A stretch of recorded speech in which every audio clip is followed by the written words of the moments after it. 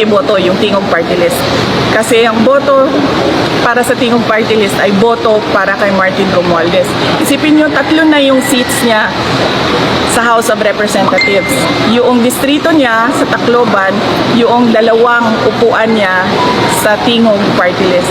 Yung upuan ng asawa niya, yung seat ng asawa niya, yung seat ni Isidre. So, kasi distrito lang si Martin Romualdez sa Tacloban, 'di ba?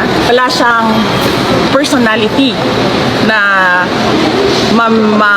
kumuha ng budget para sa buong bansa. Kasi distrito lang yung sa kanya eh.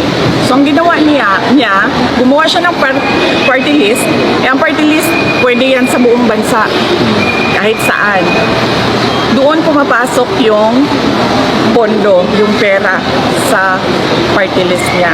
Ano ang pwede natin sabihin na mag-substantiate niyan? Tingnan natin yung natanggap na pera sa galing sa mga regional offices papunta doon sa Tingog Party List at magkano yun. So bakit ako sasagot sa tao na unang-una todo ang paninira niya sa akin, todo ang gastos niya sa paninira sa akin. Pangalawa, ganyan siya kasakim sa pera at sa power.